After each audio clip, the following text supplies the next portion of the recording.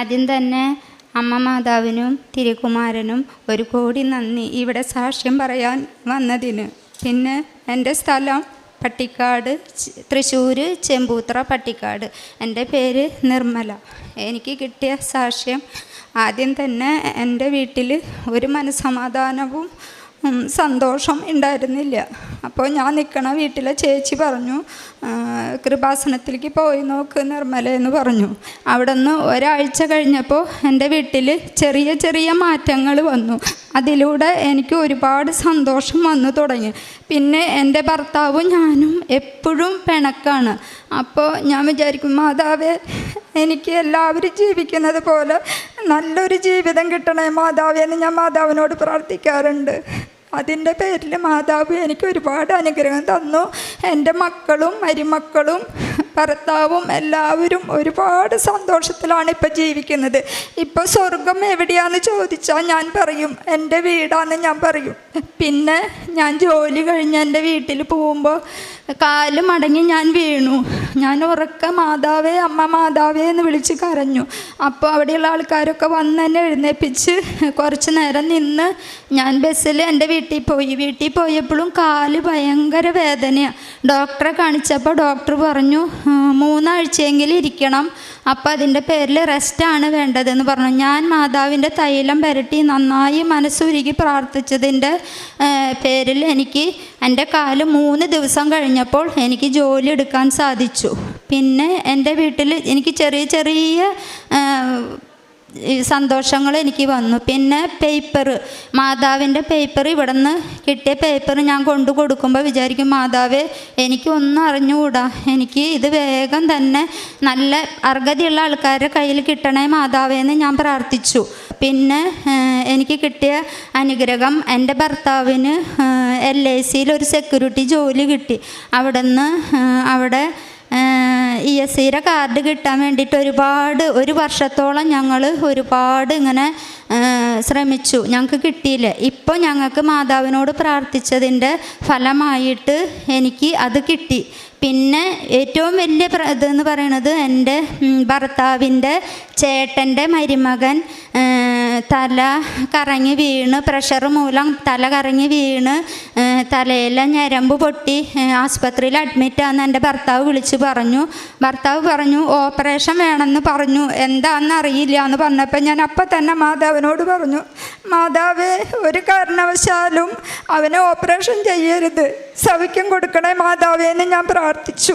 അതിൻ്റെ പേരിൽ അവന് കുറഞ്ഞു. എങ്കിലും ഞാൻ ചെന്ന് കണ്ടപ്പോൾ മൂക്കിൽ ട്യൂബ്, മൂത്രത്തിൽ ട്യൂബ്, ഓർമ്മയില്ലാണ്ട് കട്ടിലേക്ക് എടുക്കുന്ന കാഴ്ചയാണ് ഞാൻ കണ്ടത്. അപ്പോൾ എൻ്റെ ഉടമ്പടി എടുത്തിട്ട് പുതുക്കുന്ന സമയം വന്നപ്പോൾ ഞാൻ ഇവിടെ വന്ന് ഉടമ്പടി പുതുക്കാൻ വന്നപ്പോൾ ഞാൻ അതിൽ നിയോഗം വെച്ചു. ഒരെണ്ണം രാജുവിന് അസുഖത്തിൽ നിന്നൊക്കെ മാറ്റി അവൻ നടക്കണേ മാതാവേ എന്ന് പ്രാർത്ഥിച്ചു. ഞാൻ ആസ്പത്രിയിൽ പോയി ഉടമ്പടി തൈലം, മാതാവിൻ്റെ കാശുരൂപം, ഉപ്പും തൈലം ഒക്കെ കൊടുത്ത് ഞാൻ അത് പുരട്ടി നന്നായി മാതാവിനെ പ്രാർത്ഥിച്ചു പോകുന്നതിൻ്റെ പിന്നാലെ മോള് വിളിച്ച് പറഞ്ഞു, മേമേ രാശേട്ടന് കുറവുണ്ട് എന്ന് പറഞ്ഞു. അപ്പോൾ ഒരു ചെറിയ സമാധാനം കിട്ടി. അവിടെ നിന്ന് 1 മാസം കഴിഞ്ഞപ്പോഴത്തേക്കും അവന് ഒരുപാട് സൗഖ്യം വന്നു. മൂക്കിൽ നിന്ന് ട്യൂബ് എടുത്തു, മൂത്രത്തിൻ്റെ ട്യൂബ് എടുത്തു, വായയിൽ കൂടെ ഭക്ഷണം കഴിക്കാൻ പറ്റി.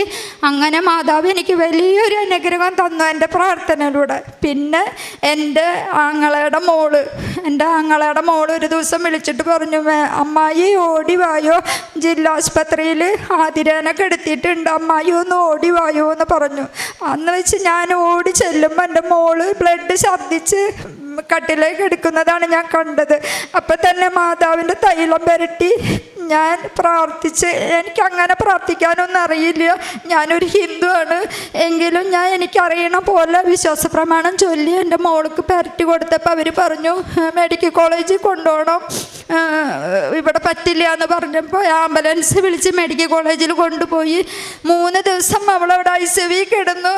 3 ദിവസം ICU കിടന്നപ്പോൾ എൻ്റെ ആങ്ങളയുടെ മോള് പറഞ്ഞു, അമ്മായിനെ ആദ്യം സ്വപ്നം കണ്ടു, അമ്മായി ഒന്ന് വരുമോ എന്ന് ചോദിച്ചപ്പോൾ ഞാൻ അപ്പം തന്നെ ഇവിടെ നിന്ന് പോയി ചെന്നപ്പോൾ എൻ്റെ മോളെ കണ്ടപ്പോൾ എനിക്ക് സഹിക്കാൻ പറ്റിയില്ല. ബ്ലഡ് ഛർദ്ദിച്ചും ഓർമ്മയില്ലാതെയും ICU കിടക്കുന്ന ആളാണ് ഞാൻ കണ്ടത്. മാതാവിൻ്റെ തൈലം, മാതാവിൻ്റെ ഉപ്പും അവളെ പ്രാർത്ഥിച്ചു. 10 മിനിറ്റ് പോലും ആയില്ല, എൻ്റെ മോൾ എഴുന്നേറ്റ് പറഞ്ഞു എനിക്ക് വെള്ളം വേണം എന്ന് പറഞ്ഞ് ഞാൻ ജ്യൂസ് മേടിച്ച് മാതാവിൻ്റെ ഉപ്പിട്ട് വെള്ളം കൊടുത്ത് അവളത് കുടിച്ചു. പിന്നെ കുറച്ച് കഴിഞ്ഞപ്പോൾ പറഞ്ഞു എനിക്ക് വിശക്കുന്നു അമ്മായി എന്ന് പറഞ്ഞു മസാല ദോശ മേടിച്ചു കൊടുത്തു. അവിടുന്ന് പിറ്റേ ദിവസം കാലത്ത് തന്നെ ICUവിന്ന് വാർഡിലേക്ക് മാറ്റി. വാർഡിൽ നിന്ന് പറഞ്ഞു 2 ദിവസം കഴിഞ്ഞാൽ നിങ്ങൾക്ക് വീട്ടിൽ പോവാം, ഈ കുട്ടിക്ക് ഒരു കുഴപ്പമില്ല എന്ന് പറഞ്ഞു. പിന്നെ അവർ പറഞ്ഞു ഈ കുട്ടിയുടെ അസുഖം എന്താണെന്നറിയില്ലേ, പെട്ടെന്ന് തന്നെ ഇതായില്ലോ, നിങ്ങളെന്താ ചെയ്തതെന്നൊക്കെ ചോദിച്ചു എന്ന് പറഞ്ഞു. പിന്നെ ഞാൻ ഉപ്പും തൈലം അവളെ കയ്യിൽ കൊടുത്തിട്ട് പോന്നു. ഇപ്പോൾ ഞാൻ അവൾ വീട്ടിൽ വന്നിട്ട് എന്നെ വിളിച്ചിട്ട് പറഞ്ഞു അമ്മായി ഞാൻ മാതാവിൻ്റെ തൈലം ഉപ്പും അമ്മായി ഇടുന്ന പ്രാർത്ഥനകളെല്ലാം ഞാൻ കേൾക്കുന്നുണ്ട്, എനിക്ക് മാതാവിൽ ഒരുപാട് വിശ്വാസമാണ്, ഞാൻ വരുന്നുണ്ട് കൃപാസനത്തിലേക്ക് എന്ന് പറഞ്ഞു.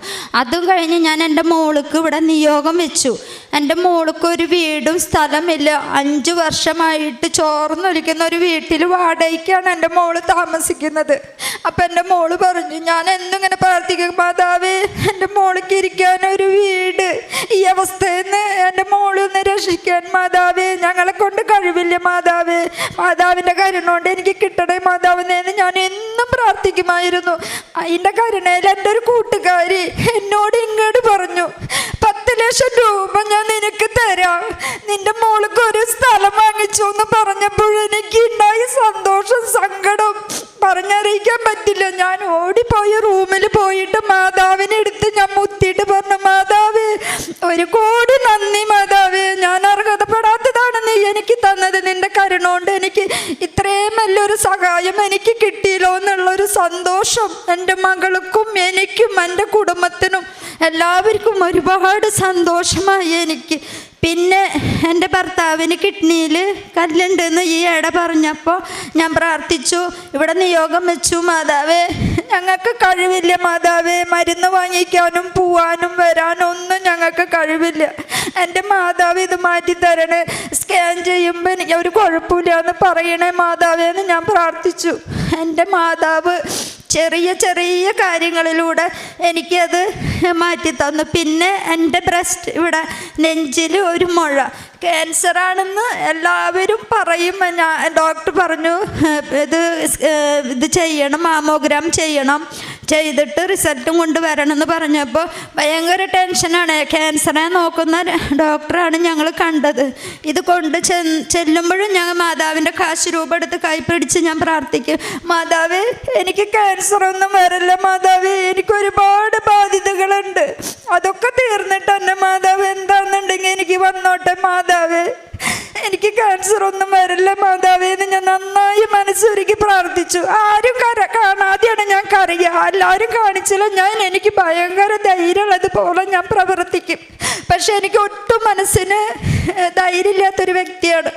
അവിടെ ചെന്ന് ഡോക്ടറെ കണ്ടപ്പോൾ ഡോക്ടർ ഈസി ആയിട്ട് പറഞ്ഞു ഇയാൾക്ക് വലിയ കുഴപ്പമൊന്നുമില്ലല്ലോ, ഇയാൾ 1 മാസം മരുന്ന് കഴിച്ച് നോക്കുക, എന്നിട്ട് നീ വായൂ എന്ന് പറഞ്ഞു. ഞാൻ പിന്നെ 1 മാസം മരുന്ന് കഴിച്ചിട്ട് ഞാൻ ചെന്നപ്പോൾ എന്നോട് പറഞ്ഞു ഇതൊരു കുഴപ്പമില്ല, 2 മാസം മരുന്ന് കഴിച്ചാൽ ഇയാൾക്കൊന്നും ഉണ്ടാവില്ല എന്ന് പറഞ്ഞ് 2 മാസം മരുന്ന് കഴിച്ച് ചെന്നപ്പോൾ എൻ്റെ അസുഖം പൂർണ്ണമായി മാറി. ഇപ്പോൾ എനിക്ക് വേദനയോ കാര്യങ്ങളോ ഒന്നുമില്ല. ഇത്രയൊക്കെ തന്ന എൻ്റെ മാതാവിനും എൻ്റെ തിരുകുമാരനും 1 കോടി നന്ദി. പിന്നെ ഞാനിവിടെ ഉടമ്പടി പുതുക്കാൻ വന്നപ്പോൾ ഒരുപാട് ജനങ്ങൾ നിൽക്കുക. അപ്പോൾ എനിക്ക് ചെവി എൻ്റെ 15 വർഷമായിട്ട് ഓപ്പറേഷൻ കഴിഞ്ഞതാണ്. അപ്പോൾ ഈ ചെവിയുടെ അവിടെ ഒരു ചെറിയ കായ വേദനയുണ്ട്. അപ്പം ഞാൻ ഉടമ്പടി പുതുക്കാൻ വന്ന് ഒപ്പ് വയ്ക്കാനായിട്ട് ഞാനൊരു മേശയുടെ അരികിൽ ചെന്നപ്പോൾ അവിടെ ഒപ്പ് വയ്ക്കണ ബ്രദർ എന്നോട് ചോദിച്ചു നിനക്ക് ചെവിയുടെ പുറകിൽ വേദനയുണ്ടോ, ചെവി കേൾവിക്കുറവുണ്ടോ എന്ന് ചോദിച്ചു. അപ്പം ഞാൻ പറഞ്ഞു ഉവ്വ് എനിക്ക് കേൾവിക്കുറവുണ്ട്, ചെവി വേദനയുണ്ട്, ചെവിയുടെ പുറകിലൊരു കായ ഉണ്ട് എന്ന് പറഞ്ഞു. ഇവിടെ വന്ന് അമ്മ മാതാവിൻ്റെ തൈലെടുത്ത് പെരട്ടി മാതാവിനെ നന്നായി വിശ്വസിക്കാൻ പറഞ്ഞു. ഇവിടെ വന്ന് ഞാൻ മാതാവിൻ്റെ തൈലം പെരട്ടി അവിടെ നിന്ന് വരണ വരെ ഇതുണ്ട് എനിക്ക്. ഇവിടെ വന്ന വഴിക്ക് എൻ്റെ മാതാവിനെ തൈലം പെരട്ടിയ വഴിക്ക് ഞാനിങ്ങനെ തൊട്ട് നോക്കിയപ്പോൾ എനിക്ക് ആ സാധനം ഇല്ല. എന്നിട്ട് എനിക്ക് ഭയങ്കര സന്തോഷമായി, മാതാവിനോട് പ്രാർത്ഥിച്ച് ഞാൻ വീട്ടിൽ പോയി. അവിടെ നിന്ന് 1 മാസം കഴിഞ്ഞപ്പോൾ എനിക്ക് ചെവി കേൾക്കില്ലായിരുന്നു. അപ്പം ഞാനിങ്ങനെ സാക്ഷ്യങ്ങൾ കേട്ട് നിൽക്കുന്ന സമയത്ത് ഞാൻ വെറുതെ എൻ്റെ ഈ ചെവിയിൽ വിരലിട്ടിട്ട് ഞാൻ ഈ ചെവി ഇങ്ങനെ നോക്കിയപ്പോൾ എനിക്ക് ഈ ചെവി കേൾക്കാം, എനിക്ക് നല്ലതുപോലെ ഈ ചെവി കേൾവി വന്നു. അപ്പോൾ ഞാൻ ചേച്ചിയോട് ഓടി ചെന്ന് കരഞ്ഞിട്ട് പറഞ്ഞു, ചേച്ചി എൻ്റെ ഈ ചെവി കേൾക്കാൻ എനിക്ക് ഇത്രയും നാളും എനിക്ക് കേൾക്കണുണ്ടായില്ല, ഇപ്പം എനിക്ക് ഈ ചെവി കേൾക്കാൻ ചേച്ചി എന്ന് പറഞ്ഞു. പിന്നെ എൻ്റെ മാതാവ് എൻ്റെ സ്വപ്നത്തിൽ വന്നിട്ട് എനിക്ക് എന്ത് വിഷമമുണ്ടെങ്കിലും മാതാവ് സ്വപ്നത്തിൽ വന്ന് എന്നോട് പറയും, നീ എന്തിനാ കരയണ, നീ എന്തിനാ വിഷമിക്കണ, അങ്ങനെയൊന്നും വിഷമിക്കണ്ട, നിനക്ക് നല്ലത് വരും, നിനക്ക് നല്ലത് വരും. എനിക്ക് ഒരുപാട് ഇങ്ങനെ കാര്യങ്ങൾ പറഞ്ഞു തരും. പിന്നെ ഞാൻ എൻ്റെ അമ്മോട് പറയണ പോലെ ഞാൻ തല്ലുകൂടും. എനിക്ക് മാതാവ്, എനിക്ക് ദേഷ്യം വരുന്നുണ്ട് കേട്ടോ, ഇപ്പം കാണാനില്ലേ, ഇപ്പം എത്ര നാളായി ഞാൻ കണ്ടിട്ട്, ഞാൻ പ്രാർത്ഥിക്കാനിരിക്കുമ്പോൾ അങ്ങനെയൊക്കെ പറയും. അപ്പോൾ എൻ്റെ കണ്ണിലേക്ക് മെഴുകുതി കത്തിച്ച് പ്രാർത്ഥിക്കാനിരിക്കുമ്പോൾ എൻ്റെ കണ്ണിലേക്ക് നല്ല വെളിച്ചത്തിന് ശക്തിമായി എൻ്റെ രണ്ട് കണ്ണിലേക്ക് നല്ല വെളിച്ചം ഇങ്ങനെ അടിക്കുക. അപ്പം ഞാൻ വിചാരിക്കും, എൻ്റെ മാതാവ് എൻ്റെ കൂടെ വന്നില്ലേ മാതാവ്, ഞാൻ എവിടെ പോകുമ്പോൾ ചേച്ചി പറയും, നിർമ്മല വിഷമിക്കണ്ട, കൂടെ മാതാവ് ഉണ്ടാവും. കാരണം ഞാനൊരു ഹിന്ദു ആണ്, കൊന്ന് ചൊല്ലാൻ അറിയില്ല, പ്രാർത്ഥനകൾ പ്രാർത്ഥിക്കാൻ അറിയില്ല, എഴുത്തും വായനയില്ല, പുസ്തകം നോക്കി എനിക്ക് വായിക്കാൻ അറിയില്ല. യൂട്യൂബിൽ മൊബൈൽ വെച്ചിട്ടാണ് ഞാൻ പ്രാർത്ഥനകൾ ചൊല്ലുക, പ്രാർത്ഥിക്കുക ഒക്കെ. വിശ്വാസ പ്രമാണം ഞാൻ മൊബൈലിലാണ് കേൾക്കുക, പറയുകയൊക്കെ ചെയ്യുക. അത്രയും അറിവില്ലാത്ത എനിക്ക് എൻ്റെ അമ്മ മാതാവ് ഇത്രയും അറിവും ഇത്രയും കാര്യങ്ങളും ചെയ്ത് തന്ന എൻ്റെ അമ്മ മാതാവിന് ഒരു കോടി നന്ദി, എൻ്റെ തിരുക്കുമാരനും ഒരു കോടി നന്ദി. ഇവിടെ സാക്ഷ്യം പറയാൻ വരിക എന്ന് പറയുമ്പോൾ എനിക്ക് ടെൻഷനാണ്. ഞാൻ മൈക്ക് പിടിച്ച് സംസാരിച്ചിട്ടില്ല, ഒരാളുടെ വേദിയിൽ ഞാൻ നിന്ന് സംസാരിച്ചിട്ടില്ല.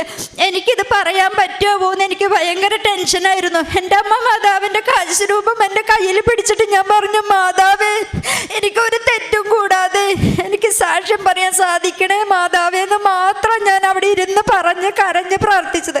പക്ഷേ ഇത്രയോളം കാര്യങ്ങൾ എനിക്കൊരു തെറ്റും കൂടാതെ ഓർമ്മ വെച്ച് പറയാൻ എൻ്റെ മാതാവ് എനിക്ക് അനുഗ്രഹം തന്നു. പിന്നെ ഞാൻ ഈശോനെ സ്വപ്നം കണ്ടു. ഞാൻ എന്നും പറയും, ഞാനൊരു വീട്ടിൽ വേലയ്ക്ക് നിൽക്കുന്നതാണ്. അപ്പം ഞാൻ പറയും, ഞാൻ അടുക്കളയിൽ ജോലി ചെയ്യുന്ന കാരണമായിരിക്കും എന്നെ ഇഷ്ടമില്ലാത്തത്. ഞാൻ അടുക്കളയിലല്ലേ എപ്പോഴും നിൽക്കുക, ഫ്രണ്ടിലേക്കൊന്നും ഞാൻ അധികം പോവില്ലല്ലോ.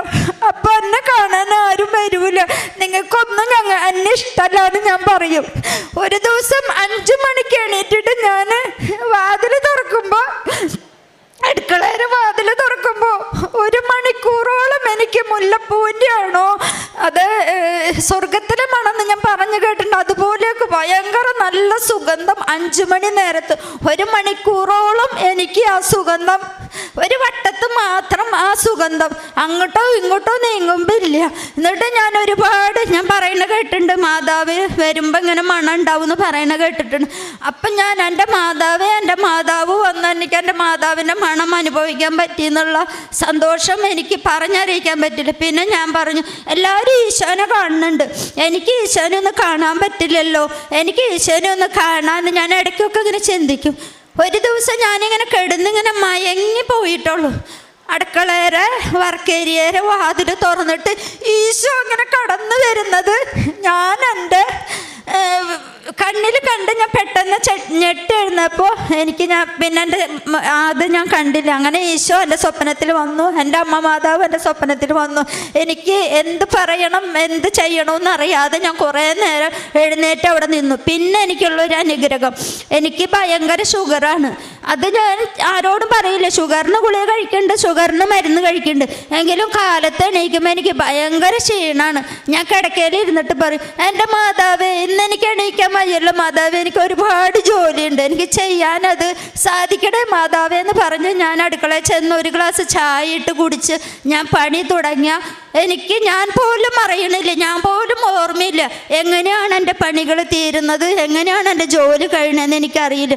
അത്രയ്ക്ക് അനുഗ്രഹം എനിക്ക് മാതാവിൻ്റെ ഉണ്ട്. എൻ്റെ അമ്മ മാതാവ് എൻ്റെ കൂടെയുണ്ട്. എപ്പോഴും എൻ്റെ ചേച്ചി പറയും, അമ്മ മാതാവ് എപ്പോഴും നിർമ്മലയുടെ കൂടെയുണ്ട് എന്ന് പറയും. ഞാൻ എവിടെയെങ്കിലും ഇറങ്ങാൻ നിൽക്കുമ്പോൾ ഞാൻ പറയും, കേൾക്കുന്നവർക്ക് അതൊരു നിസ്സാരമാണെന്ന് തോന്നാം, ഇറങ്ങാൻ നിൽക്കുമ്പോൾ ഞാൻ പറയും, എൻ്റെ അമ്മ മാതാവേ എനിക്ക് കുട ചൂടുന്നതൊന്നും ഇഷ്ടമല്ല, മഴ ഉണ്ടാവല്ലേ മാതാവേ, എനിക്ക് മഴയില്ലാണ്ട് പോണേന്ന് ഞാൻ പറഞ്ഞാൽ ഞാൻ എവിടെ ലക്ഷ്യം വെച്ച് പോകണു അവിടെ നിന്ന് പോയി തിരിച്ചു വരുന്നത് മഴ ഉണ്ടാവില്ല. അതുപോലെ എൻ്റെ ചേച്ചി ഇറങ്ങാൻ നിൽക്കുമ്പോൾ ഞാൻ പറയും, എൻ്റെ അമ്മ മാതാവേ, എൻ്റെ ചേച്ചി ഇവിടെ നിന്ന് ഇറങ്ങുകയാണ്, എൻ്റെ അമ്മ മാതാവിന് അനുഗ്രഹം ഉണ്ടാവണേ, മഴ ഉണ്ടാവരുതെന്ന് ഞാൻ പ്രാർത്ഥിക്കും.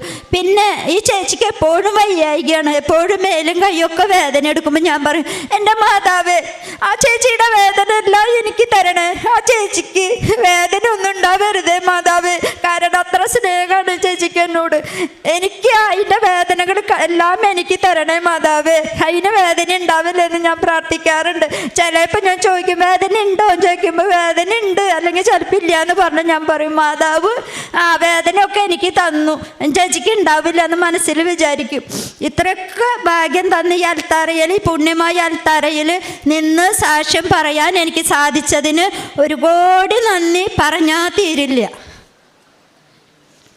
പിന്നെ പത്രം കൊടുക്കാൻ ഞാൻ വീട്ടിൽ ജോലിക്ക് നിൽക്കുന്നതാണ്. അപ്പോൾ 2 മണിയാകുമ്പോൾ അവിടുത്തെ മോന് ഊണ് കഴിക്കാൻ വരും. അപ്പോൾ ഇവിടെ ഉടമ്പടി പുതുക്കിയിട്ട് 3 കെട്ട് പത്രം ഉണ്ടായി.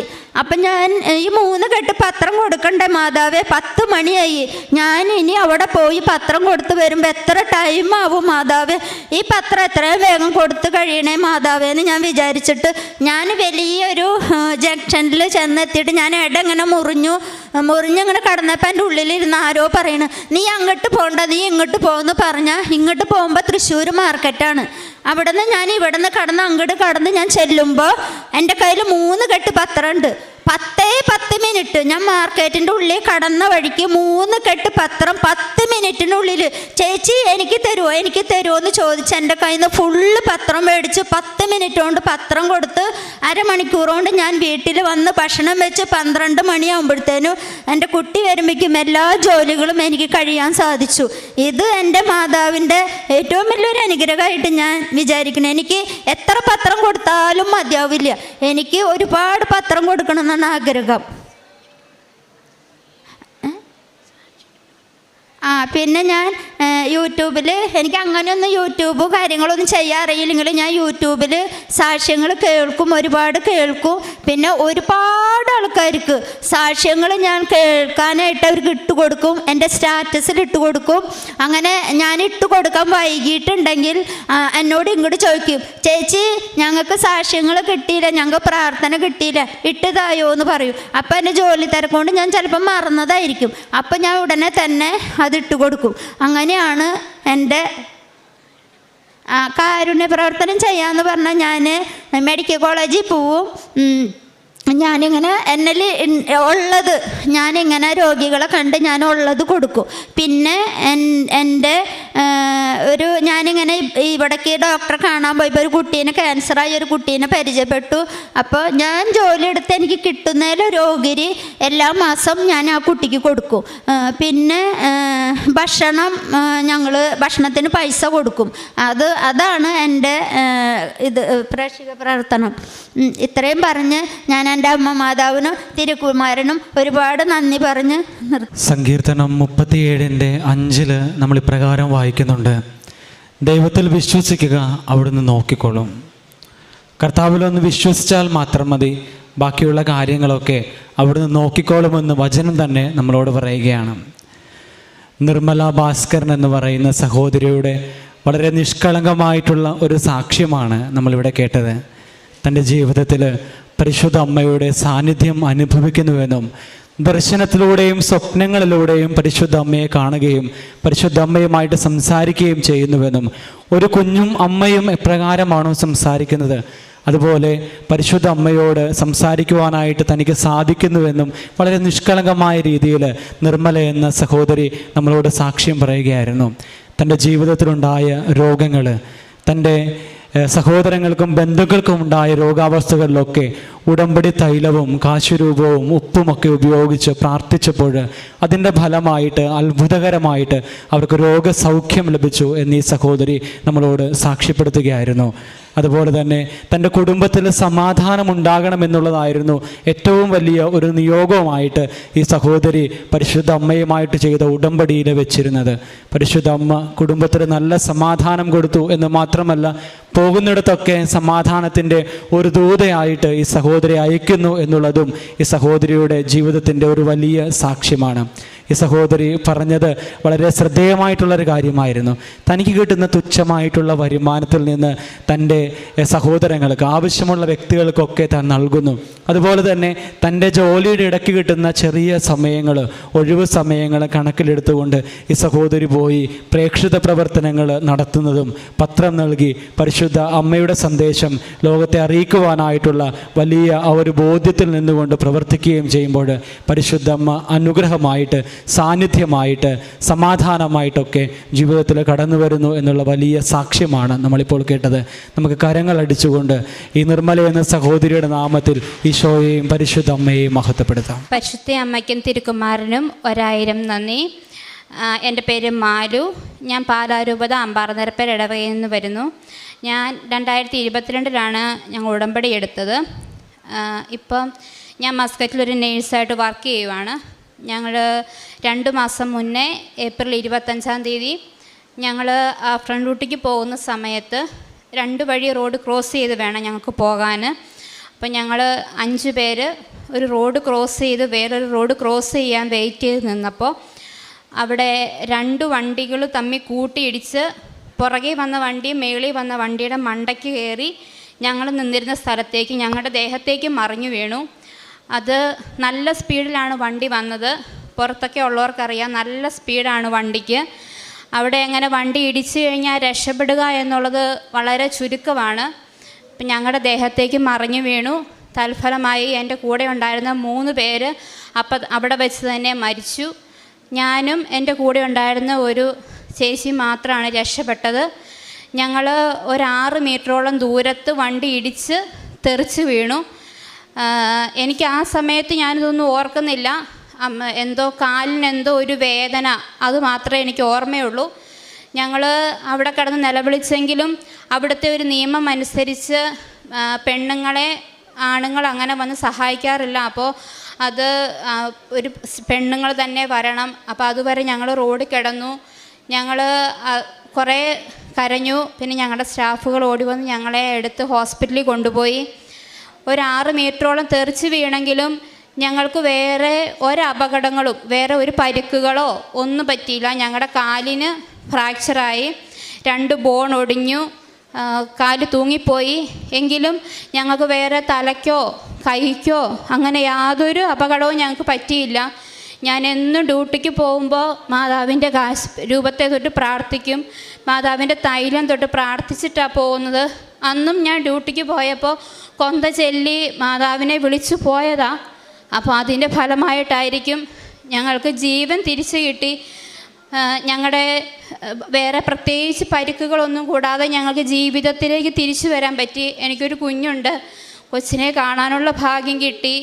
ഞങ്ങൾക്ക് പഴയൊരു ജീവിതത്തിലേക്ക് തിരിച്ചു വരാൻ ടൈം എടുക്കുമെങ്കിലും ഞങ്ങളുടെ കാല് സുഖമായി വരണം. ഞങ്ങൾക്ക് സർജറി ചെയ്തു. അന്ന് ഭയങ്കര സീരിയസ് ആയെങ്കിലും ആ സമയത്തെല്ലാം ഞങ്ങൾക്ക് ഞങ്ങളുടെ കയ്യിൽ ഉടമ്പടി തൈലം ഉണ്ടായിരുന്നു. അത് ഞങ്ങൾ എന്നും പേരട്ടി പ്രാർത്ഥിക്കും.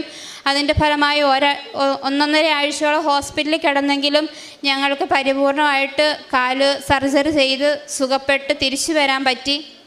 അങ്ങനെ ഞങ്ങൾ എൻ്റെ കൂടെ ഉണ്ടായിരുന്ന ചേച്ചിയോട് ഞാൻ സംസാരിച്ച് കഴിഞ്ഞപ്പോൾ ചേച്ചി പറഞ്ഞു, ചേച്ചി ഉടമ്പടി എടുത്തിട്ടുണ്ടായിരുന്നു, ചേച്ചി ഉടമ്പടിയിലായിരുന്നു എന്ന് പറഞ്ഞു. അപ്പം എല്ലാവരും പറഞ്ഞു, നിങ്ങളുടെ പ്രാർത്ഥനയുടെ ഒറ്റൊരു ഫലം കൊണ്ട് മാത്രമാണ് നിങ്ങൾ 2 പേരും രക്ഷപ്പെട്ടത്. നിങ്ങളെ മാതാവ് ഒരു ഉള്ളംകൈ ശരിക്കും താങ്ങുകയാണ് ചെയ്തത്. നിങ്ങളെ എടുത്തു മാറ്റി വെച്ച പോലെ നിങ്ങൾ 2 പേരും മാറിക്കിടക്കുമായിരുന്നു എന്ന് പറഞ്ഞു. അന്നേരം ഭയങ്കര വിഷമമായിരുന്നു. മാതാവേ, കാലിങ്ങനെ ആയി പോയല്ലോ, ഇനി പെട്ടെന്ന് നമ്മൾ ഓടി നടന്നിട്ട് പെട്ടെന്ന് ഇരുന്ന ഒരവസ്ഥയായി പോയപ്പോൾ ഭയങ്കര വിഷമമായിരുന്നു ആ സമയത്ത്. അപ്പോഴൊക്കെ ആദ്യമേ മാതാവിനോട് കരഞ്ഞ് പ്രാർത്ഥിക്കും, മാതാവേ എങ്കിലും ഇത്രയെല്ലാം ഞാൻ പ്രാർത്ഥിച്ചിട്ടും ഉടമ്പടി എടുത്തിട്ടും മാതാവേ എനിക്കിങ്ങനൊരു അപകടം പറ്റിയില്ലോ എന്ന് ഓർക്കുമ്പോൾ ഒരു വിഷമം. അപ്പോൾ പിന്നെ ഞാൻ ഇങ്ങനെ സാക്ഷ്യങ്ങൾ ആ സമയത്ത് ഞാൻ വിഷമം വരുമ്പോൾ പെട്ടെന്ന് സാക്ഷ്യം എടുത്ത് കാണും.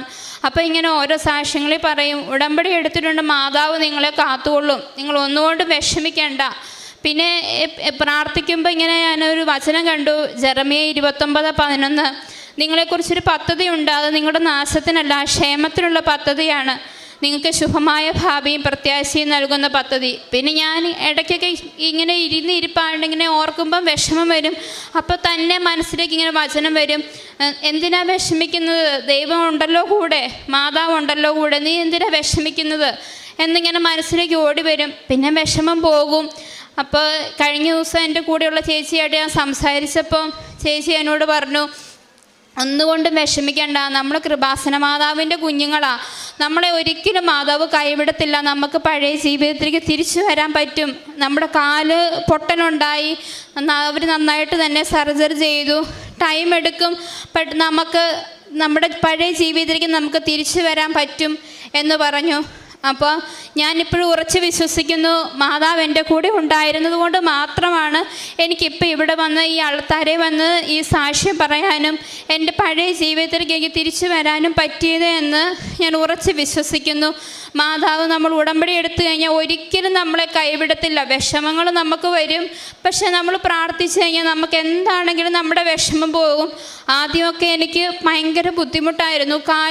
കാല് ശരിക്കും ഉണ്ടെന്ന് പറഞ്ഞാലും നമുക്കൊരു കമ്പി, ജീവനില്ലാത്തൊരു കമ്പിയുടെ ഫീലിംഗാണ് നമ്മുടെ കാലിന്. നമ്മളെപ്പോഴും കാല് നമ്മുടെ ഒറിജിനലായിട്ടുള്ള ഒരു കാലും ഇത് കമ്പിയൊക്കെ വെച്ച് കഴിയുമ്പോൾ ഉള്ളൊരു ബുദ്ധിമുട്ടും ഭയങ്കര വ്യത്യാസമാണ്.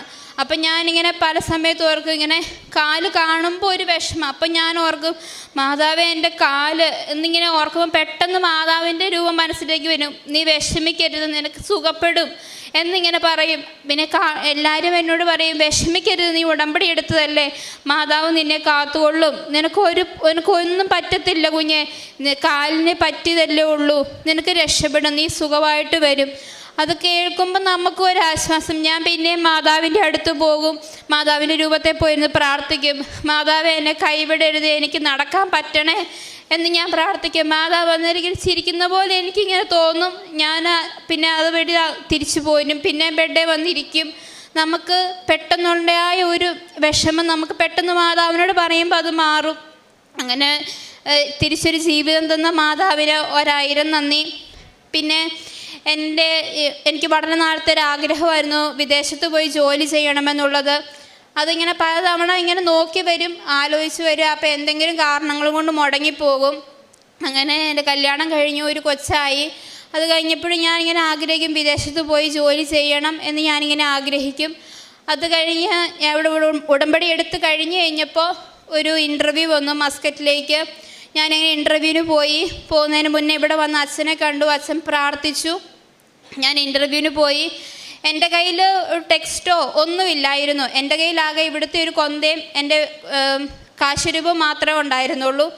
ഞാനത് പിടിച്ച് പ്രാർത്ഥിക്കുക. അപ്പോൾ എൻ്റെ ചുറ്റും ഇരിക്കുന്ന ഒരു ഫുള്ള് പഠിത്തമാണ്, ലാപ്ടോപ്പിൽ, ടെക്സ്റ്റ് ബുക്കിൽ എല്ലാം പഠിക്കുക. എൻ്റെ കയ്യിൽ ഒന്നുമില്ല. എൻ്റെ കൃപാസന മാതാവിൻ്റെ ഒരു കൊന്തയും ഒരു കാശുരൂപം മാത്രമേ ഉള്ളൂ. ഞാനത് മുറുകെ പിടിക്കും. എല്ലാവരും പഠിക്കുമ്പോൾ ഞാൻ എൻ്റെ ഉള്ളം കൈ തുറന്ന് നോക്കും, മാതാവേ കൈവിടല്ലേ, ഞാൻ പ്രാർത്ഥിക്കും. പിന്നെ കൈ അടച്ചു പിടിക്കും. അപ്പോൾ എല്ലാവരും എന്നോട് ഓരോ സംശയം ചോദിക്കും, പഠിക്കുന്നില്ലേ, നോക്കുന്നില്ലേ? എനിക്ക് സത്യം പറഞ്ഞാൽ എന്താ നോക്കേണ്ടതൊന്നും എനിക്കറിയത്തില്ല. ഞാനൊന്ന് പഠിച്ചിട്ടുണ്ടോയെന്ന് വെച്ചാൽ വീട്ടിൽ വെച്ച് ജസ്റ്റ് നോക്കി, അല്ലാതെ ഇവിടെ വന്നിട്ടൊന്നുമില്ല. അങ്ങനെ ഞാൻ ഇൻ്റർവ്യൂവിന് കയറി. അപ്പോൾ എൻ്റെ ഫ്രണ്ട് കയറിയ ഞാൻ ഇരുന്നിടത്തെ മെൻറ്റേഴ്സ് ഇച്ചിരി ടഫായിരുന്നു. അപ്പോൾ എൻ്റെ ഫ്രണ്ട് കയറിയ 5 പേരെയും ഫെയിലാക്കി. അപ്പോൾ അടുത്തത് ഞാനാണ് പോകുന്നത്. അപ്പോൾ എന്നോട് എൻ്റെ കൂടെയുള്ള ആൾ പറഞ്ഞു, അടുത്തയാൾ നീയാ, നിൻ്റെ അവസ്ഥ എന്താവുമെന്ന് അറിയില്ല, 5 പേരും പോയി എന്ന് പറഞ്ഞു. അന്നേരം ഞാൻ മാതാവിനെ ഒന്ന് നോക്കി കാശുരൂപത്തിലോട്ട് ഞാൻ കൈ അടച്ചു പിടിച്ചു. ഞാൻ പോയി, ഞാൻ ഇൻ്റർവ്യൂവിന് ചെന്നിരുന്നു. അവരെന്നോട് പറഞ്ഞു, ടൈമിങ് സ്റ്റാർട്ട് ചെയ്യുക, 15 മിനിറ്റ്സാണ്, ടൈമർ ഓണാക്കി കഴിഞ്ഞ് ഞങ്ങളൊന്നും പറയത്തില്ല എന്ന് പറഞ്ഞു. ഞാൻ ഓക്കെ പറഞ്ഞു. ഇൻ്റർവ്യൂ തുടങ്ങി. എന്തൊക്കെയോ കുറേ ക്വസ്റ്റ്യൻസ് എന്നോട് ചോദിച്ചു. എനിക്കറിയത്തില്ല, എന്നോട് ആരോ പറഞ്ഞു തരുക, ഇങ്ങനെ ഇതെല്ലാം പറയാൻ പറഞ്ഞു തരുക. ഞാൻ അതേപോലെ തന്നെ പറയുന്നു. അത് കഴിഞ്ഞ് പെട്ടെന്ന് ഞാൻ സ്റ്റക്കായിപ്പോയി. ഞാൻ ഓർത്തു എനിക്കിനി പറയാൻ പറ്റത്തില്ലല്ലോ. ഞാൻ പെട്ടെന്ന് കൈ തുറന്നു മാതാവിനെ ഒന്നുകൂടെ മുറുക്കെ പിടിച്ചു. ഞാൻ പറയാൻ തുടങ്ങി. അപ്പോൾ അവരെന്നോട് പറഞ്ഞു, കുഴപ്പമില്ല, പറയാൻ തുടങ്ങിക്കോ. ഞാൻ പിന്നെ പറയാൻ തുടങ്ങി. അത് കഴിഞ്ഞ് 15 മിനിറ്റ്സായി, ടൈമർ ഓഫായി. അപ്പോൾ അവരെന്നോട് പറഞ്ഞു, ഞങ്ങൾ ഇത്രയും ഇൻ്റർവ്യൂ എടുത്തിട്ട് ഞാൻ ഇത്രയും നല്ലൊരു ഇൻ്റർവ്യൂ അറ്റൻഡ് ചെയ്തിട്ടില്ല, അത്ര നന്നായിട്ട് നീ പെർഫോം ചെയ്തു, നീ ഒന്നുകൊണ്ട് പേടിക്കണ്ട, യു ആർ ഓൾറെഡി സെലക്റ്റഡ് എന്ന് പറഞ്ഞു.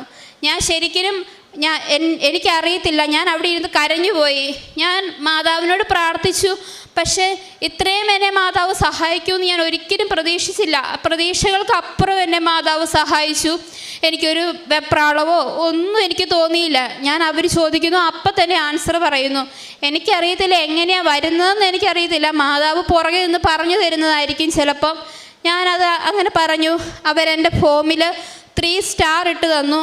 അപ്പം ഞാൻ ഓർത്തി വേറെ ആരുടെയും പേപ്പറിൽ ഇങ്ങനെ വര കണ്ടിട്ടില്ല. അപ്പം ഞാൻ ഓർത്ത് ഇതെന്താണ് അപ്പോൾ എൻ്റെ പേപ്പറെ മാത്രം. അപ്പം ഞാൻ അവിടെ കൊണ്ടുപോയി ഒരു അഡ്മിനിസ്ട്രേഷനിൽ കാണിച്ചു. അപ്പോൾ അവർ പറഞ്ഞു, നിൻ്റെ പെർഫോമൻസ് കണ്ടിട്ട് അവർ നിനക്ക് 3 സ്റ്റാർ ഇട്ടിരിക്കുന്ന, നീ അത്രയും എക്സലൻ്റാ, അതുകൊണ്ടാണ്, നീ ഒന്നുകൊണ്ട് പേടിക്കേണ്ട എന്ന് പറഞ്ഞു. അപ്പോൾ ഒന്നും എനിക്കറിയത്തില്ല, ഇതിൽ ഫാമിലി വിസ ഉണ്ടെന്നോ ഒന്നും എനിക്കറിയത്തില്ല. ഞാൻ എന്നും അവിടെ ചെന്നു. ലാസ്റ്റ് ഒരു കൗണ്ടറുണ്ട്, അവിടെയാണ് നമുക്ക് എക്സ്പ്ലനേഷനൊക്കെ തരുന്നത്. അപ്പോൾ അവരെന്നോട് പറഞ്ഞു, നിങ്ങൾക്ക് ഫാമിലി വിസയുണ്ട് കേട്ടോ, അപ്പോൾ അതിൻ്റെ കൂടെ ഒരു പേപ്പറെ സൈൻ ചെയ്യണം. അപ്പം ഞാൻ ഓർത്ത് ഇതൊന്നും എൻ്റെ അടുത്ത് പറഞ്ഞില്ലല്ലോ, അപ്പം ഇതെങ്ങനെ. അപ്പം എൻ്റെ ഫ്രണ്ടിൽ നിന്ന് ചേച്ചിയോട് ഞാൻ ചോദിച്ചു, ചേച്ചി ഇങ്ങനെ പറയുന്നു, ഇത് ശരിയാണോ? അപ്പോൾ അവർ പറഞ്ഞു, അതെ മോളെ, എനിക്കറിയത്തില്ലായിരുന്നു, ഇപ്പോഴാണ് ഞാനും അറിഞ്ഞത് എന്ന് പറഞ്ഞു. ഞാൻ അവിടെ വെച്ച് പേപ്പറിൽ സൈൻ ചെയ്തു. എനിക്കൊരു ആഗ്രഹം ഉണ്ടായിരുന്നു, പോകുമ്പോൾ എല്ലാവരുമായിട്ട് പോകണം. തന്നെ നിൽക്കുമ്പം കൊച്ചിൻ ചെറുതായിരുന്നു, അപ്പോൾ എനിക്ക് ഭയങ്കര വിഷമമായിരുന്നു. പക്ഷെ ഞാൻ മാതാവിനോട് പ്രാർത്ഥിച്ചിട്ടൊന്നുമില്ല, എങ്കിലും വിദേശത്ത് പോകണം എന്നുള്ള ആഗ്രഹം മാത്രം ഞാൻ മാതാവിനോട് പറഞ്ഞിട്ടുണ്ടായിരുന്നുള്ളൂ. അത് കഴിഞ്ഞ് ഞാൻ സൈൻ ചെയ്തു. ഞാൻ ചെന്ന് 6 മാസത്തിനുള്ളിൽ എനിക്ക് എൻ്റെ ഹസ്ബൻഡിനെയും കൊച്ചിനെയും വിദേശത്തേക്ക് കൊണ്ടുപോകാൻ പറ്റി. ഞങ്ങളങ്ങനെ ഫാമിലിയായിട്ട് അവിടെ താമസിക്കുമായിരുന്നു. പിന്നെ പ്രോമെട്രിക് എക്സാമിന് പോയി. അന്നേരം ഈ കാശുരൂപം കൊന്തയും മാത്രമേ എൻ്റെ കയ്യിലുള്ളൂ. ഞാൻ അന്നേരം മുറുക്കെ പിടിക്കും, മനസ്സിന് വിഷമം വരുമ്പം കാശുരൂപം മുറുക്കെ പിടിക്കും. അപ്പം മാതാവ് നമ്മളെ ചേർത്ത് നിർത്തുന്നൊരു തോന്നൽ എനിക്കുണ്ടാകും. ഞാൻ ആ സമയത്ത് മുറുക്കെ പിടിച്ച് പ്രാർത്ഥിക്കും. ഓരോ കമ്പ്യൂട്ടറിലായിരുന്നു എക്സാം. ഓരോ എക്സാമിൻ്റെ ആൻസറും ചെയ്ത് കഴിയുമ്പോൾ ഞാൻ പ്രാർത്ഥിക്കും, മാതാവേ അമ്മയുടെ സാക്ഷിയായി എന്നെ ഉയർത്തണേ എന്ന് പ്രാർത്ഥിച്ചിട്ട് അടുത്ത ബട്ടൺ ക്ലിക്ക് ചെയ്യും.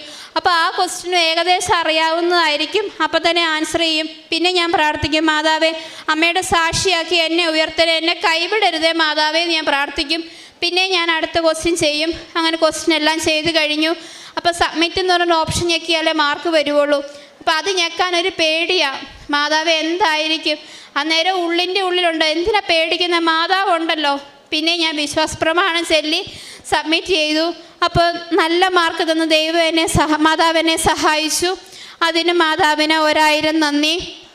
പിന്നെ എൻ്റെ ഹസ്ബൻഡിൻ്റെ കയ്യിലും എൻ്റെ കുഞ്ഞിൻ്റെ ചുണ്ടിൻ്റെ താഴെയായിട്ട് ഒരു അരിമ്പാറ വന്നു. അപ്പം കുഞ്ഞിനത് ഭയങ്കര അസ്വസ്ഥതയായിരുന്നു. ഞങ്ങൾക്ക് ഒരു ഉമ്മ തരുമോ, ഒന്നും ചെയ്യത്തില്ല, ചോദിച്ചു കഴിഞ്ഞാൽ മാറിപ്പോകും. അത് ഒരു അവസാനമായപ്പോൾ ഒരു അരിയോളം മുഴുത്തു, അത് പറഞ്ഞു പോകുന്നില്ല. ഞങ്ങൾ ഹോസ്പിറ്റലിൽ കൊണ്ടേ കാണിച്ചു. അപ്പോൾ അവർ പറഞ്ഞു 28 തരം അരിമ്പാറകളുണ്ട്, അതിലൊരു തരം അരിമ്പാറയാണിത്. ഇത് 5 വയസ്സ് കഴിഞ്ഞാൽ ഓപ്പറേഷൻ ചെയ്ത് കളയാം, അല്ലാതെ പോകത്തില്ല എന്ന് പറഞ്ഞു. ഞങ്ങൾക്ക് ഭയങ്കര വിഷമമായിരുന്നു. ഞാൻ പറഞ്ഞു, ഞങ്ങളപ്പോൾ തീരുമാനിച്ചു, ഏതായാലും മാതാവിൻ്റെ തൈലം ഉണ്ടല്ലോ, മാതാവ് നമ്മളെ ഇത് കൈവിടത്തില്ല, മാതാവിനോട് പ്രാർത്ഥിക്കാമെന്ന് പറഞ്ഞു. ഞങ്ങളെന്നും തൈലം തൊട്ട് പ്രാർത്ഥിക്കുമായിരുന്നു. ആ സമയത്ത് തന്നെയാണ് ഹസ്ബൻഡിൻ്റെ കയ്യിൽ കുറേ അരിമ്പാറകൾ ഇങ്ങനെ വന്നു, തുരുതുര അരിമ്പാറ. കൊച്ചിനെ എടുക്കാനൊക്കെ ഒരു പേടിയായിരുന്നു, കൊച്ചിന് പടരുമോ എന്ന്. അത് കഴിഞ്ഞ് ഞങ്ങൾ എന്നും പ്രാർത്ഥിക്കും, തൈലം തൊട്ട് വിശ്വാസപ്രമാണം ചൊല്ലി പ്രാർത്ഥിക്കും. മാതാവ് കൈവിടത്തില്ല എന്നൊരു ഉറപ്പുണ്ടായിരുന്നു. ആ വിശ്വാസം ഞങ്ങളെ മുൻപോട്ട് നടത്തി. ആ സമയത്ത് ഞങ്ങൾ ഈ കൃപാസനത്തിലെ സാക്ഷ്യങ്ങൾ കാണും. അന്നേരം എല്ലാം കുറേ ഇങ്ങനെ അരിമ്പാറകൾ മാറി എന്നുള്ള സാക്ഷ്യങ്ങളായിരിക്കും ഞങ്ങൾക്ക് കാണുന്നത്. അപ്പം ഞങ്ങൾ ഓർക്കും, മാതാവ് തരുന്ന സാക്ഷ്യങ്ങളാണ്, നമ്മുടെ അരിമ്പാറയും മാറും, നമ്മളും സാക്ഷ്യം പറയും. ഇപ്പം എത്ര പേരായി അരിമ്പാറ മാറിയതിൻ്റെ പറ്റി സാക്ഷ്യം പറഞ്ഞിരിക്കുന്നത്. അത് വന്നു കഴിയും ഭയങ്കര ബുദ്ധിമുട്ടാണ്. ഞങ്ങളങ്ങനെ എന്നും പ്രാർത്ഥിച്ചതിൻ്റെ ഫലമായി 7-ാം ദിവസം ഇങ്ങനെ പൊറ്റം പോലെ കറുത്തു വന്നിട്ട് തന്നെ അതങ്ങ് പൊഴിഞ്ഞുപോയി. എങ്ങനെയെന്ന് അറിയത്തില്ല, ചൊറിച്ചിലില്ല, ഒരു കുഴപ്പവും ഇല്ല. രാവിലെ എണീറ്റുമ്പോൾ പൊറ്റം പോലെ വന്നു. പതുക്കെ ചുരണ്ടി നോക്കിയപ്പോഴത്തേക്കും അതങ്ങ് പൊഴിഞ്ഞുപോയി. കൊച്ചിനെ കുളിപ്പിച്ച സമയത്ത് തോർത്തുകൊണ്ട് മുഖം ഒപ്പിയപ്പോൾ അത് തന്നെ അങ്ങ് പൊഴിഞ്ഞുപോയി. കൊച്ചിനൊരു വേദനയോ ഒന്നും തോന്നിയില്ല. അത് കുഞ്ഞിനത് ഭയങ്കര സന്തോഷമായിരുന്നു. എപ്പോഴും അതേ പിടിക്കുമായിരുന്നു. ഭക്ഷണം കഴിച്ചു കഴിഞ്ഞ് മുഖം കഴിക്കുമ്പോഴൊക്കെ അതൊരു ബുദ്ധിമുട്ടായിരുന്നു. അതെല്ലാം മാതാവ് ഞങ്ങൾക്ക് മാറ്റി തന്നു. മാതാവിനോടുള്ള ഉറച്ച വിശ്വാസം, മാതാവ് ഞങ്ങളെ കൈവിട്ടില്ല. ഞങ്ങളുടെ ആഗ്രഹങ്ങളെല്ലാം മാതാവ് സാധിച്ചു തന്നു. മാതാവിനും ഈശോയ്ക്കും തിരുക്കുമാരനും 1000 നന്ദി. കാരുണ്യപ്രവർത്തികൾ ഞങ്ങൾ ഇവിടുന്ന് പത്രം കിട്ടുമ്പം പത്രം ഞങ്ങളെല്ലാവർക്കും വിതരണം ചെയ്യും. പാവങ്ങളെ സഹായിക്കും. ഭക്ഷണമില്ലാത്തവർക്ക് ഭക്ഷണം മേടിച്ചു കൊടുക്കും. പിന്നെ എൻ്റെ ഫ്രണ്ട്സൊക്കെ ഉണ്ടായിരുന്നു. ഞാൻ അവർക്കൊക്കെ സാക്ഷ്യം കേട്ട് കഴിയുമ്പോൾ ഞാൻ അവർക്കൊക്കെ സാക്ഷ്യം അയച്ചു കൊടുക്കും. അപ്പോൾ അവരും എന്നോട് ചിലപ്പോൾ വിഷമങ്ങളൊക്കെ പറയുന്ന സമയത്ത് ചിലപ്പോൾ ഞാൻ സാക്ഷ്യം കണ്ടുകൊണ്ടിരിക്കുമ്പോൾ അതേ വിഷമങ്ങളുള്ളവർ ഇവിടെ സാക്ഷ്യം പറയുന്നത് ഞാൻ കേട്ടിട്ടുണ്ട്. അപ്പോൾ ഞാൻ പറയും, ചേച്ചി ഈ സാക്ഷ്യം ഒന്ന് കേട്ട് നോക്ക്, ചേച്ചി കേട്ട് പ്രാർത്ഥിക്ക് എന്ന് പറയും. അങ്ങനെ അവരത് കേൾക്കും. അങ്ങനെ 3-4 പേര് ഇവിടെ വന്ന്, എൻ്റെ കൂട്ടത്തിലുള്ളവർ വന്ന് ഇവിടെ വന്ന് ഉടമ്പടി എടുത്തു. അവരും പറഞ്ഞു, ഉടമ്പടി എടുത്തു കഴിയുമ്പോൾ നമുക്കൊരു ആശ്വാസമാണ്, നമുക്കൊരു ബലമാണ്. നമ്മുടെ കൂടെ ആരോ ഉണ്ട്, നമ്മുടെ മാതാവ് നമ്മുടെ കൂടെ ഉണ്ട്. നമുക്കൊന്നും സംഭവിക്കില്ല, നമ്മുടെ കൂടെ എന്ത് വന്നാലും മാതാവ് ഉണ്ട് എന്നൊരു ബലം നമുക്കുണ്ട്. വച്ചേ അതുകൊണ്ട് കൊച്ച് ഞാൻ ഈ പറഞ്ഞു തന്നതിന് ഒരുപാട് നന്ദിയുണ്ട് എന്നൊക്കെ എന്നോട് പറയാറുണ്ട്. സങ്കീർത്തനത്തിൻ്റെ 119:40 നമ്മൾ ഇങ്ങനെ കാണുന്നുണ്ട്, ഇതാ അങ്ങയുടെ പ്രമാണങ്ങളെ ഞാൻ അഭിലഷിക്കുന്നു, അങ്ങയുടെ നീതിയാൽ എന്നിൽ പുതുജീവൻ പകരണമേ. മാലു മാത്യു എന്ന സഹോദരിയാണ് നമ്മളോട് തൻ്റെ ജീവിതത്തിലുണ്ടായ ഉടമ്പടി അനുഭവ സാക്ഷ്യം ഇപ്പോൾ പങ്കുവച്ചത്. മരണത്തെ മുഖാഭിമുഖം കണ്ട് ജീവനിലേക്ക് തിരിച്ചു വന്ന ഒരു സഹോദരി ജീവനോടെ നമ്മുടെ മുൻപിൽ നിന്ന് സാക്ഷ്യം പറയുമ്പോൾ അത് ഉടമ്പടിയുടെ ഒരു വലിയ സാക്ഷ്യമായിട്ട് തന്നെ നമുക്ക് കാണുവാനായിട്ട് സാധിക്കുന്നു എന്നുള്ളതാണ്. തൻ്റെ ഉടമ്പടി ജീവിതത്തിൽ താൻ ആയിരിക്കുമ്പോൾ വിശ്വസ്തത പുലർത്തുമ്പോൾ തനിക്ക് മാതാവ് തന്ന നന്മകളെക്കുറിച്ചാണ് ഈ സഹോദരി പറഞ്ഞത്. നമ്മൾ കേട്ടു, 5 പേര് ഒന്നിച്ച് യാത്ര ചെയ്യുമ്പോൾ 3 പേര് മരണപ്പെടുന്നു, എന്നാൽ 2 പേര് രക്ഷപ്പെടുന്നു. ആ 2 പേരും പരിശുദ്ധ അമ്മയുമായിട്ട് ഉടമ്പടി ചെയ്ത വ്യക്തികളായിരുന്നു എന്നാണ് ഈ സഹോദരി പറഞ്ഞത്. അതുപോലെ തന്നെ തൻ്റെ ഇൻ്റർവ്യൂവിൻ്റെ സമയത്ത് പരിശുദ്ധ അമ്മ തന്നോട് കൂടെ ആയിരിക്കുകയും തനിക്ക് മെറിറ്റ് ഇല്ലായിരുന്നിട്ടും not my merit but my grace എന്ന ആ ഒരു പ്രിൻസിപ്പളിൻ്റെ അടിസ്ഥാനത്തിൽ പരിശുദ്ധ അമ്മ പ്രവർത്തിക്കുന്നത് നമുക്ക് കാണുവാനായിട്ട് സാധിക്കുന്നു. ഒരു മെറിറ്റും ഇല്ലായിരുന്നിട്ടും പരിശുദ്ധ അമ്മ തൻ്റെ കൂടെ ആയിരുന്നുകൊണ്ട് ദൈവകുമാരൻ്റെ കൃപയാൽ ഈ സഹോദരിക്ക് സംരക്ഷണം നൽകി ഈ സഹോദരിയെ കാത്തുപരിപാലിച്ചു എന്നുള്ളതാണ് ഈ സഹോദരി നമ്മളോട് പങ്കുവയ്ക്കുന്ന സാക്ഷ്യം. പരിശുദ്ധ അമ്മയുടെ കാശുരൂപവും ഉടമ്പടി തൈലവുമൊക്കെ ജീവിതത്തിൽ ഉടനീളം ഉപയോഗിക്കുമ്പോൾ ഈ സഹോദരിയുടെ ജീവിതത്തിൽ അത് വലിയ സംരക്ഷണമായിട്ട്, കരുതലായിട്ട്, കാവലായിട്ട് കടന്നു വരുന്നു എന്നുള്ളതാണ്. അതുകൊണ്ട് നമുക്ക് ഈ സഹോദരിയോടൊപ്പം ഈശോയ്ക്കും പരിശുദ്ധ കന്യകാമറിയത്തിന് നന്ദി പറയാം. ഇനിയുള്ള ജീവിതകാലം കൂടുതൽ വിശ്വാസത്തോട് ഇവർ ജീവിക്കുവാനായിട്ട് നമുക്ക് പ്രാർത്ഥിക്കാം. അതോടൊപ്പം തന്നെ ഇവരുടെ സാക്ഷ്യത്തെ പ്രതി, ഇവരുടെ ഉടമ്പടി ജീവിത സാക്ഷ്യത്തെ പ്രതി പരിശുദ്ധ അമ്മയ്ക്കും തിരുക്കുമാരനും നന്ദി പറഞ്ഞുകൊണ്ട് നമുക്ക് കരങ്ങളടി.